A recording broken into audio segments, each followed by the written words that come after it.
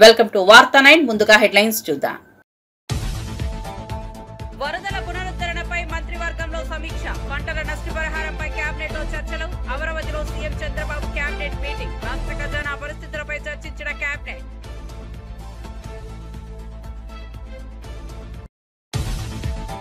ఉపరాష్ట్రపతి నామినేషన్ దాఖలు చేసిన ఇండియా, ఢిల్లీలో P Sudarshan Reddy nomination filing, India కూటమి వర్గాల్లో ఉత్కంఠ వాతావరణం, ఉపరాష్ట్రపతి అభ్యర్థిగా సుదర్శన్ రెడ్డి ఎంపిక.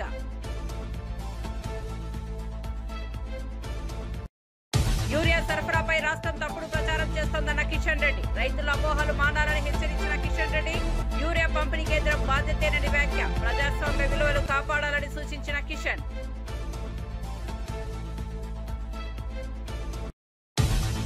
తిరుమలలో శ్రీవారిని దర్శించుకున్న నాగ చైతన్య శోభిత దంపతులు, ప్రత్యేక ఏర్పాట్లతో స్వామివారి ఆశీస్సులు అందుకున్న త్రివిక్రమ్, భక్తి ఆధ్యాత్మికతతో శ్రీవారిని దర్శించిన సినీ ప్రముఖులు.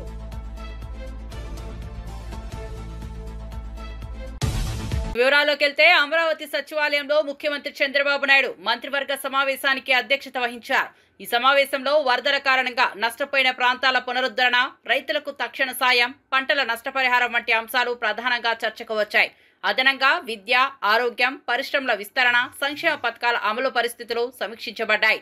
రాష్ట్ర ఖజానా పరిస్థితులు, పెట్టుబడులు ఆకర్షించేందుకు అవసరమైన మార్పులు, కొత్త విధానాల రూపకల్పనపై ముఖ్యమంత్రి దృష్టి పెట్టారు. రాబోయే అసెంబ్లీ సమావేశంలో ప్రజల అంచనాలకు తగ్గట్టుగా పాలనను కొనసాగించేందుకు మంత్రులకు పలు సూచనలు చేశారు. హామీల అమలు వేగవంతం చేయాలని ఆదేశించారు.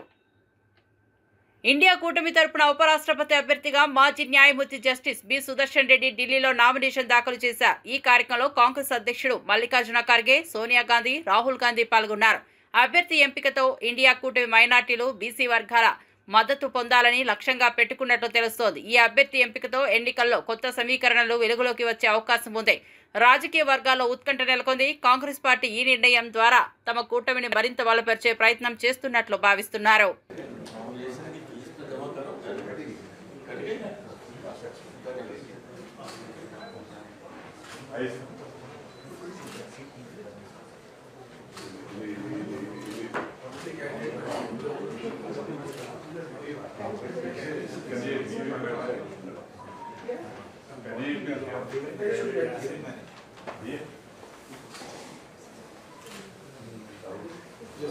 राहुल जी का आपके बगल में शरद पवार जी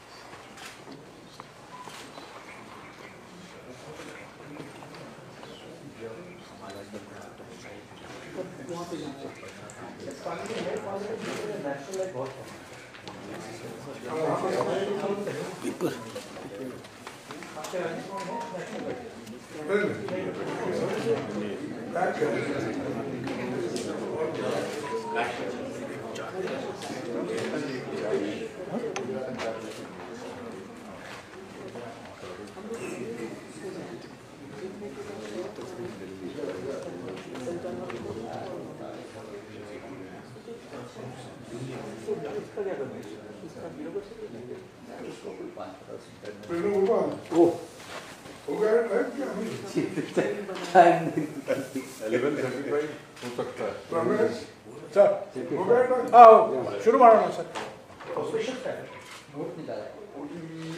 देखते हैं आप पूछना ना, नहीं तो मेरे को बोलेंगे ऐसे शुरू मार दो। నేరారోపణల కింద జైలుకు వెళ్లిన ప్రజాప్రతినిధులు పదవులకు రాజీనామా చేయాలని కేంద్ర మంత్రి కిషన్ రెడ్డి విజ్ఞప్తి చేశారు. కొందరి చర్యల వల్ల ప్రజాస్వామ్య వ్యవస్థలు చులకన అవుతున్నాయని ఆందోళన వ్యక్తం చేశారు. అధికారంలో ఉండి జైలులోనే పాలన చేయడం ప్రజాస్వామ్యానికి హాని చేస్తోందని అన్నారు. ఢిల్లీ మాజీ సీఎం కేజ్రీవాల్ జైల్లో ఉండి రివ్యూ మీటింగ్లు నిర్వహించిన ఉదాహరణను ప్రస్తావించారు. ప్రజాప్రతినిధులు నైతిక విలువలను కాపాడుతూ వ్యవహరించాల్సిన అవసరాన్ని గుర్తు చేశారు. ప్రజల్లో విశ్వాసాన్ని నిలుపుకోవాలంటే ప్రజాస్వామ్య స్ఫూర్తికి అనుగుణంగా వ్యవహరించాలన్నారు. జైల్లో నుంచే పరిపాలన చేస్తారన్న విషయం తెలియదు. అధికారం కోసం సిగ్గు విడిచి దిగజారి రాజకీయాలు చేస్తారని వారికి తెలియదు. బాధ్యతలో ఉన్నటువంటి వాళ్ళు ఎవరైనా నేరారోపణం కింద జైలుకి వెళితే వాళ్ళు రాజీనామా చేయాలి. ప్రభుత్వం పోదు, ఆ పార్టీ ఇంకోరిని ఎన్నుకోవచ్చు, జార్ఖండ్ లాగా. అంతే తప్ప వ్యక్తుల కోసం వ్యవస్థను దిగదార్చే విధంగా, ప్రజలలో నవ్వులపాలయ్యే విధంగా ఈరోజు కొంతమంది వ్యక్తులు అధికారాన్ని విడిచిపెట్టకుండా జైల్లో ఉండి పరిపాలన చేస్తున్నటువంటి విషయాలను మనం చూస్తూ ఉన్నాము. ఢిల్లీ ముఖ్యమంత్రి అరవింద్ కేజ్రీవాల్ 6 నెలలకు పైగా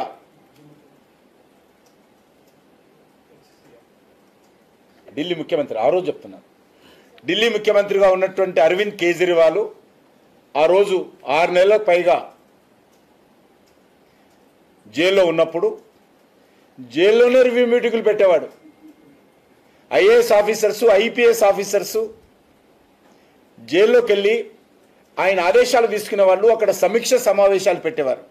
మాజీ మంత్రి రోజా అన్నవరం శ్రీ సత్యనారాయణ స్వామిని కుటుంబ సమేతంగా దర్శించుకున్నారు. కుటుంబంతో కలిసి సత్యదేవుని వ్రతం ఆచరించి ప్రత్యేక పూజలు చేశారు.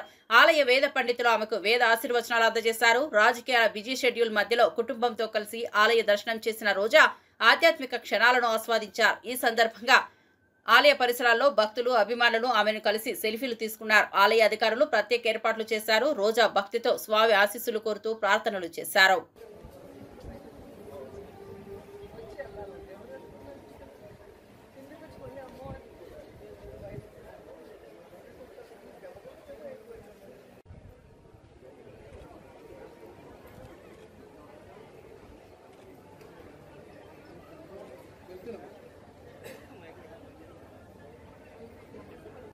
మదనపల్లి వైఎస్ఆర్సీపీ సమన్వయకర్త నిస్సార్ అహ్మద్ మాట్లాడుతూ ప్రజలు మళ్లీ జగన్ను ముఖ్యమంత్రిగా చూడాలని కోరుకుంటున్నారని అన్నారు. చంద్రబాబు హామీలు అమలు చేయడం మోసం చేశారని విమర్శించారు. వైఎస్ఆర్సీపీ ఆధ్వర్యంలో నిర్వహిస్తున్న బాబు షూరిటీ మోసం గ్యారంటీ కార్యక్రమం విజయవంతమవుతోందని తెలిపారు.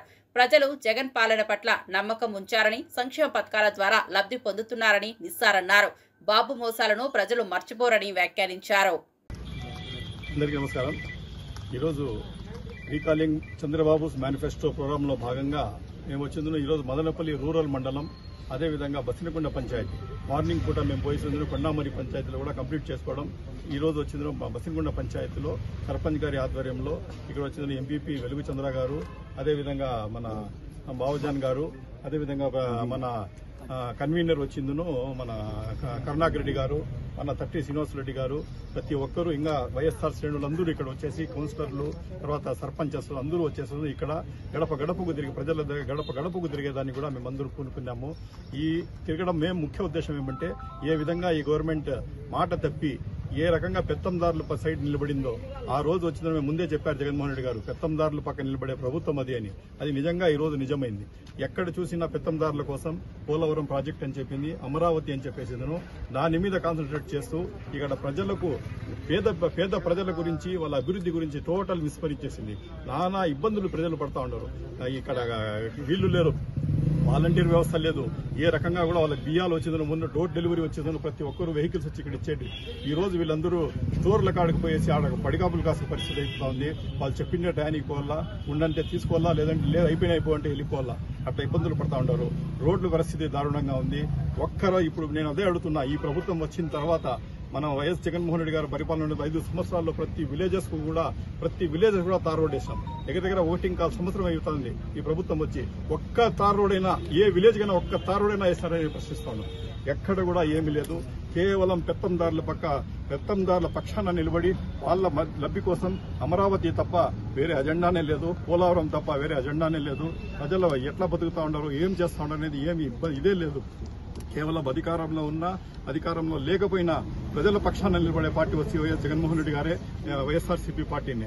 ఈ రోజు ఆయన అధికారంలో లేకుండా కూడా ఎంత కుమిలిపోతా ఉన్నాడంటే ప్రజలకు అన్యాయం చేస్తా ఉన్నారు. నేను ఈ విధంగా వాళ్లకు అన్ని రకాలుగా మేలు చేశాను, అన్ని రకాలుగా వాళ్ళకు ఆదుకున్నాను. ఈ రోజు వాళ్ళకి వచ్చిందని రండి రోడ్డు మీద వదిలేసినారు. చాలా మా ప్రజలు ఇబ్బందులు పడతా ఉన్నారు.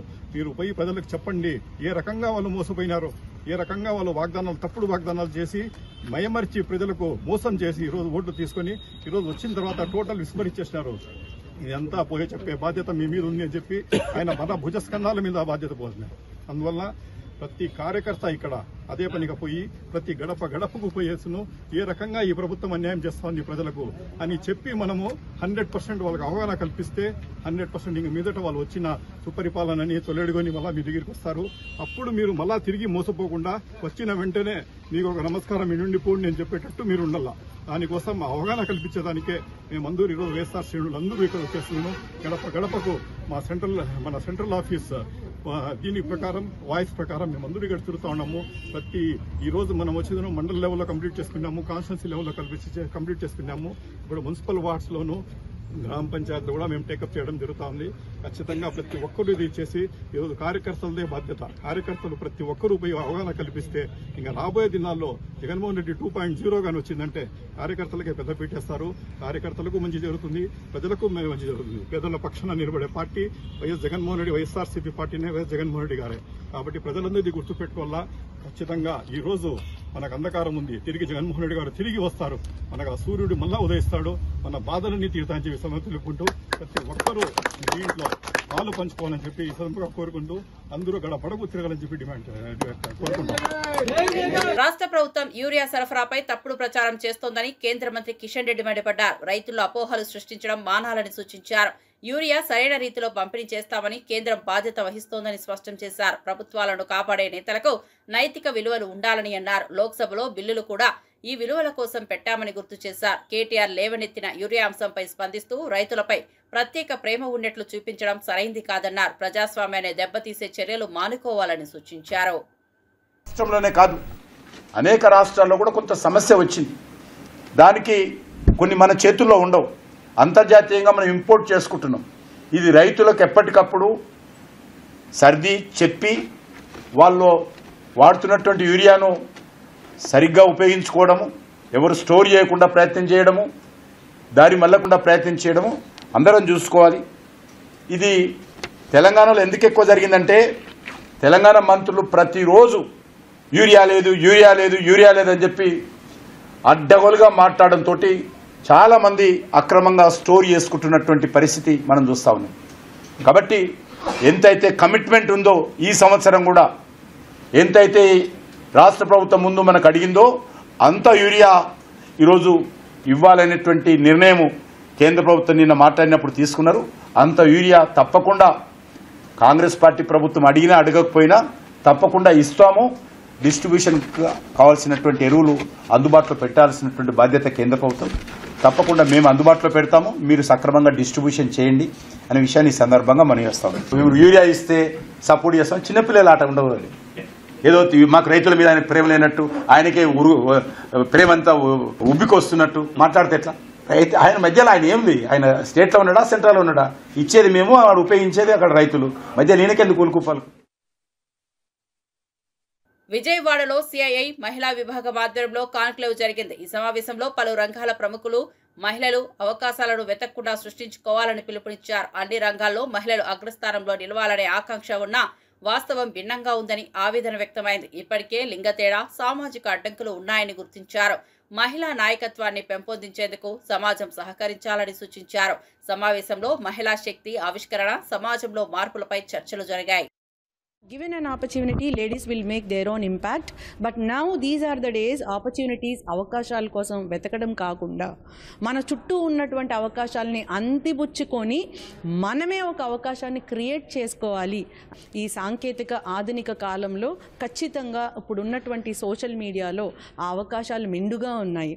మనకు ఉన్నటువంటి అవకాశాలని మనం అందిపుచ్చుకొని మన ఓన్ ఇంపాక్ట్ మనం వేస్తే సమాజంలో అవకాశాలకి కొదువ లేదు అని చెప్పేటటువంటి ఈ రోజుల్లో లీడర్షిప్కి ప్రాధాన్యం ఇస్తే ఇంకా బాగుంటుంది. ఆ లీడర్షిప్ని మనలో మనం వెతుక్కోవాలి. మన బలంని ఇంకా శక్తివంతం చేసుకోవాలి. We have to strengthen our strengths. బలహీనతల్ని ఇంకా పరచాలి అంటే we have to weaken our weaknesses. అలా చేస్తే ఖచ్చితంగా లేడీస్ విల్ మేక్ వండర్స్.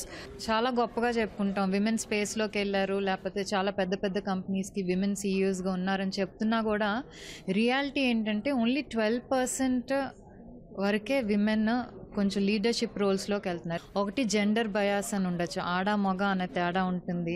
లేకపోతే వర్క్ ఎన్విరాన్మెంట్ ఒక రిజిడ్గా ఉండి లేడీస్కి ఫ్లెక్సిబుల్గా ఉండట్లేదు.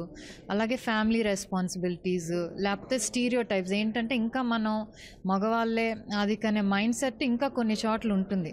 ఇప్పుడు మనకి ఇక్కడికి వచ్చి మన గవర్నమెంట్ చూస్తే మన ముఖ్యమంత్రి గారు ఏంటంటే ప్రో విమెన్ ఎంపవర్మెంట్ ఉండాలి, ఆడపిల్లలు బాగా చదువుకోవాలి, గొప్ప గొప్ప పొజిషన్స్లోకి వెళ్ళాలి అనేది మైండ్ సెట్. సో దానివల్ల విమెన్ కూడా ఎంపవర్ అయ్యి సాధికారత చేరుకొని మంచి మంచి పొజిషన్స్లో ఉంటారు. సో ఈ కైండ్ ఆఫ్ ఈవెంట్స్ ఉమెన్ని ఒక ప్రొఫెషనల్స్గా డెవలప్ అవటానికి and at the same time to give them the moral support which is very much needed in the society to break these gender barriers. So ఈ ప్లాట్ఫామ్ అందుకు ఎంతగానో ఉపయోగపడుతుంది and this initiative is a wonderful thought. Congress party BC declaration అమలు చేయడంలో విఫలమైందని BRS నేతలు మండిపడ్డారు. బీసీలకు 42% రిజర్వేషన్ల హామీ తప్పిపోయిందని, మద్యం షాపుల్లో రిజర్వేషన్ల పెంపుపైన మాట తప్పిందని ఆరోపించారు. బీసీలను మోసం చేసిన కాంగ్రెస్ కు తగిన బుద్ధి చెబుతామని హెచ్చరించారు. రాబోయే రోజుల్లో కాంగ్రెస్ పై పెద్ద ఎత్తున ఉద్యమాలు చేస్తామని బీఆర్ఎస్ నేతలు పేర్కొన్నారు. ఈరోజు కాంగ్రెస్ పార్టీ కామారెడ్డి డిక్లరేషన్ పేరు మీద దాదాపు 130 కులాలకు వివిధ రకాల హామీలను ఇచ్చి ఈరోజు వాళ్ళని ఓటుగా వేసుకొని ఓడదాటినాక ఓడమల్లయ్య, ఓడదాటినాక బోడమల్లయ్య అనే చందంగా ఈరోజు కాంగ్రెస్ పార్టీ యొక్క వ్యవహార తీరు కనిపిస్తుంది. 42% రిజర్వేషన్లు స్థానిక సంస్థలు అమలు చేస్తామన్నారు. అది ఈరోజు మా చేతుల్లో లేదు, కేంద్ర ప్రభుత్వం చేతుల్లో ఉందని చేతులు దులుపుకురు. కానీ మీ చేతుల్లో ఉన్నటువంటి కాంట్రాక్టుల్లో, ప్రభుత్వ కాంట్రాక్టుల్లో 42% రిజర్వేషన్లు ఇస్తారన్నారు. మరి అది ఎందుకు? అది జీవో తీస్తే సరిపోతుంది కదా, అది తీయట్లేరు. ఈరోజు ముఖ్యంగా గౌడ కమ్యూనిటీకి సంబంధించినటువంటి వైన్ షాపుల్లో, బార్ షాపుల్లో బీఆర్ఎస్ పార్టీ ఇచ్చిన 15% కాదు, మేము 25% ఇస్తామని చెప్పారు. మరి ఈరోజు 25% ఇవ్వడానికి అడ్డమైందని మేము ప్రశ్నిస్తున్నాం. కేసీఆర్ గారు ఎంతో ప్రేమతో అడగక ముందుకే గౌడ కులానికి ఎంతో రకాల సౌకర్యాలు కల్పించారు. అటు వైన్ షాపుల్లో కావచ్చు, నీరా కేఫ్ కావచ్చు, చెట్టు పన్ను రద్దు కావచ్చు, అదేవిధంగా ఆత్మగౌరవ భవనం కావచ్చు, లేకపోతే విద్యార్థులకు విదేశీ విద్య లాంటి ఎన్నో హామీలను ఎక్కడ కూడా నేను గెలిస్తే ఈ హామీలను నెరవేర్స్తానని కూడా ఎక్కడ కూడా మేనిఫెస్టోలో పెట్టలేదు. కానీ ఎంతో ప్రేమతోని ప్రభుత్వం వచ్చిన తర్వాత ఎవరు అడగక ముందుకే ఇట్లాంటి హామీలు అన్నిటి చేసింది. కానీ కాంగ్రెస్ పార్టీ కామారెడ్డిలో సిద్ధరామయ్య గారిని తీసుకొచ్చి బీసీ డిక్లరేషన్ పేరు మీద 100 రకాల హామీలను ఇచ్చింది. కానీ ఈ రోజు వరకు కూడా ఏ ఒక్క కులానికి ఒక్క హామీని నెరవేర్చకుండా మోసం దగా చేస్తుంది. మేము పిసిసి అధ్యక్షుడు మహేష్ కుమార్ గౌడ్ని ఒకటే ప్రశ్నిస్తున్నాం. నువ్వు మొన్న సర్వై పాపన్న జయంతి చౌహాన్లు మేము రేవంత్ రెడ్డి కాదు రేవంత్ గౌడ్ అంటున్నావు. ఎందుకోసం గౌడ్ అని పిలుస్తున్నావు? ఇచ్చిన హామీలను మోసం చేస్తున్నందుక, రిజర్వేషన్లను పెంచనందుక, లేకపోతే సర్వై పాపన యొక్క ఎక్స్గ్రేషియా పెంచనందుక, కల్లుగీత కార్మికుల యొక్క చనిపోయిన కార్మికులకు ఎక్స్గ్రేషన్ పెంచినందుకు గౌడ్ అని పిలుస్తున్నావా? 15% రిజర్వేషన్ నుండి 20% వైన్ షాపుల్లో రిజర్వేషన్ పెంచినందుకు నువ్వు గౌడ్ అని పిలుస్తున్నావా అని ప్రశ్నిస్తున్నాం. కాబట్టి తక్షణమే మహేష్ గౌడ్, పొన్న ప్రభాకర్ దీనికి నైతిక బాధ్యత తీసుకోవాలి. తక్షణమే ఈ జీవోను సవరించాలి. ఏదైతే ఇస్తానని 15% నుండి 20% ఇస్తానన్నారో ఆ 25% రిజర్వేషన్ పెంచే వరకు కూడా మీరు ఏ రకంగా చేస్తారో ముఖ్యమంత్రి మీద ఒత్తిడి తీసుకొచ్చి ఆ రిజర్వేషన్ పెంచే వరకు చేయాలి. అవసరం అనుకుంటే మేము అన్ని కుల సంఘాలను, అన్ని బీసీ ప్రజాప్రతినిధులను కలుపుకొని ఏదైతే సిద్ధిరామయ్యతోని కామారెడ్డి డిక్లరేషన్ ప్రారంభించి చెప్పించారు. అవసరం అనుకుంటే కర్ణాటక రాష్ట్రాన్ని పోయి సిద్దిరామయ్యకు కూడా చెప్తాము, ఈ రేవంత్ రెడ్డి ప్రభుత్వం చేస్తున్న మోసాన్ని, బీసీలకు ఏ రకంగా దగా చేస్తుండో, మోసం చేస్తుండో, మీ చేత ఎలాంటి చెప్పించిండు, ఆ చెప్పించిన హామీలను నెరవేర్చకుండా ఏ విధంగా మోసం చేస్తున్నా అనే విషయాన్ని త్వరలోనే కర్ణాటక రాష్ట్రానికి వెళ్లి సిద్దిరామయ్యకు కూడా వివరించే ప్రయత్నం చేస్తామని చెప్పి డిమాండ్ చేస్తాం. మాజీ మంత్రి శ్రీనివాస్ గౌడ్ మాట్లాడుతూ కేసీఆర్ పాలనలో 15% రిజర్వేషన్లు ఇచ్చారని, కాంగ్రెస్ ఎన్నికల్లో 25% హామీ ఇచ్చి 17% కొనసాగించిందని విమర్శించారు. కాంగ్రెస్ గౌడ కులస్తులను మోసం చేసిందని ఆరోపించారు. ఖచ్చితంగా టెండర్లను అడ్డుకుంటామని హెచ్చరించారు. కాంగ్రెస్ వంచనకు తగిన సమాధానం ఇస్తామని తెలిపారు. గౌడ్లకు 20% మీరు ఇచ్చిన మాట ప్రకారం పెంచాలి. బార్ అండ్ రెస్టారెంట్లు కూడా మీరు ఇచ్చిన మాట ప్రకారం ఇవ్వాలి. 3 లక్షల ఈఎండి అనేది రద్దు చేయాలి. సొసైటీలకే నేరుగా అప్పచెప్పాలి. ఆ సొసైటీలకే మిగతా ఇష్యూస్ మీరు ఎందుకు చేస్తున్నారో ప్రజలకు తెలుసు. వీళ్ళు బాగుపడొద్దు, ఆర్థికంగా బాగుపడొద్దు, మా మీదనే ఆధారపడాలి, మమ్మల్ని అడుక్కుంటూ ఉండాలి, బిచ్చగాళ్ళ మాదిరిగా ఉండాలి అనేటువంటి ఆలోచనతో వీళ్ళు ఎదుగుతే ఎక్కడ మాకు పోటీ వస్తారనేటువంటి కుట్రతో ఉన్న దుకాణాలు బంద్ చేయాలని చెప్పి ప్లాన్ చేసిండ్రు. మీ తరం కాదు, మీ వల్ల కాదని తెలిసింది. ఎందుకంటే మేము చెప్పినాం, దుకాణాలు బంద్ చేసి చూడండి, మిమ్మల్ని దింపుతాం ఈ ప్రభుత్వాన్ని చెప్పి కూడా ఆ రోజు చెప్పినాం. మేము నిజంగా ఈ సవాల్ స్వీకరించితే మీరు బంద్ చేసి చూస్తుండ్రి, దుకాణాలు రద్దు చేస్తుండ్రి, నిషేధం చేయాలని చూసిండ్రు, చేయలేకపోయినరు. ఇవాళ కూడా మీరు ఏదో పాపన్న విగ్రహం మేము పెట్టినాం అనుకుంటారు. ప్రజలకు తెలుసు పాపన్న గారి స్థలము ఎవరి హాయంలో కేటాయించిండ్రు. సరే మీరు ఇచ్చిర్రు, మాకు సంతోషమే, దాన్ని మేము కాదనం. కానీ దాన్ని సాకు చేసుకొని ఇవన్నీ ఇవ్వకుండా తాత్సారం చేసి ఇవి ఇవ్వకుండా మోసం చేస్తే ఎట్టి పరిస్థితుల్లో ఊరుకోం.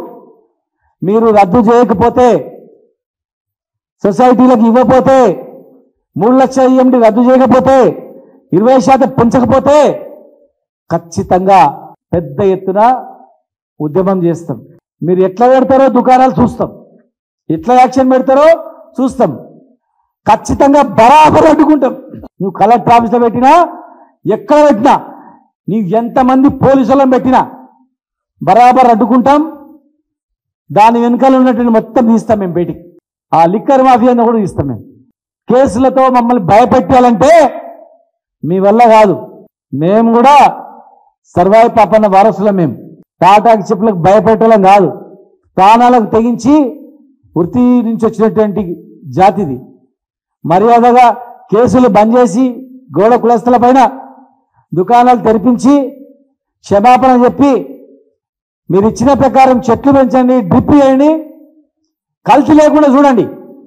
మీ అధికారులు కల్తీ మబ్బులో ఉన్నారు, మీ రాజకీయ నాయకులు కొంతమంది కల్తీ మబ్బులో ఉన్నారు. మీ కల్తీ గాళ్ళు, మీ కల్తీ లీడర్లను కంట్రోల్ చేయండి.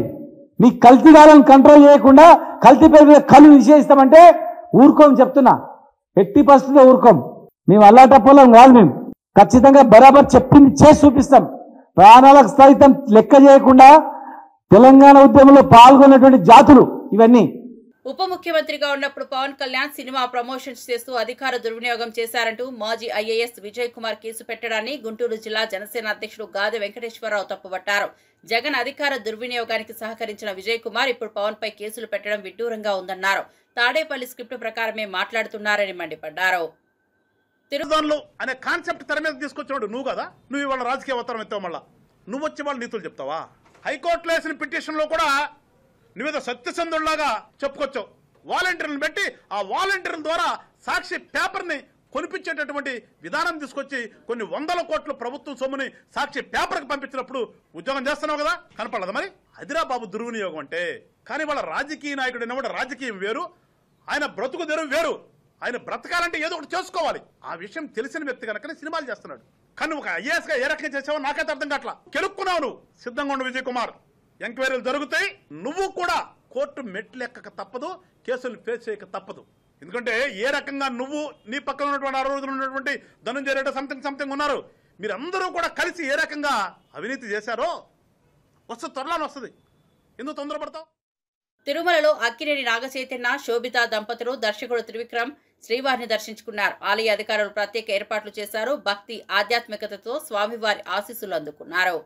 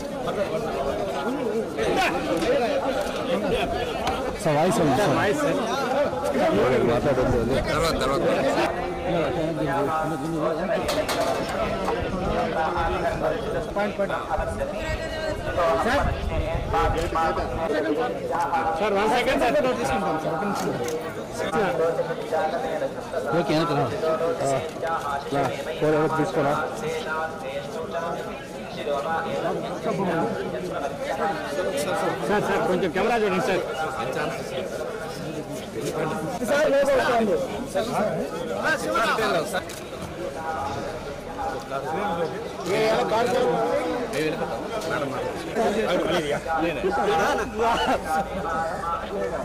దిగలేదా సార్?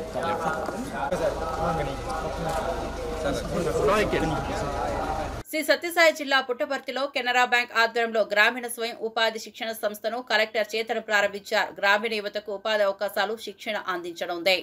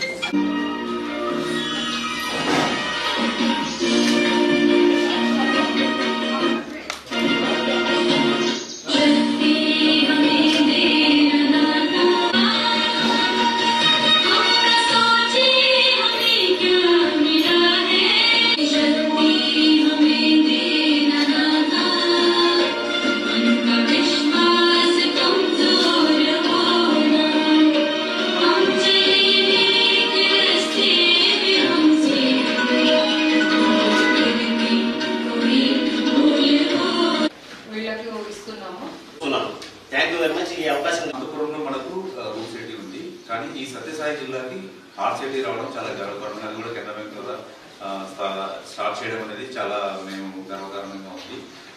ముఖ్య ఉద్దేశం ప్రతి ఒక్కరికి ఈ శిక్షణ అనేది ఆయా రంగాల్లో మనకు ఉన్నటువంటి అజెండా ప్రకారం ఏవైతే శిక్షణ తరగతులు ఉన్నాయో వారందరూ కూడా శిక్షణ పొంది వారి వారి స్వశక్తితో నిలబడి ఇంకా 10 మందికి ఉపాధి కలిగించడమే ఈ హార్ట్ సిటీ యొక్క ముఖ్య ఉద్దేశం.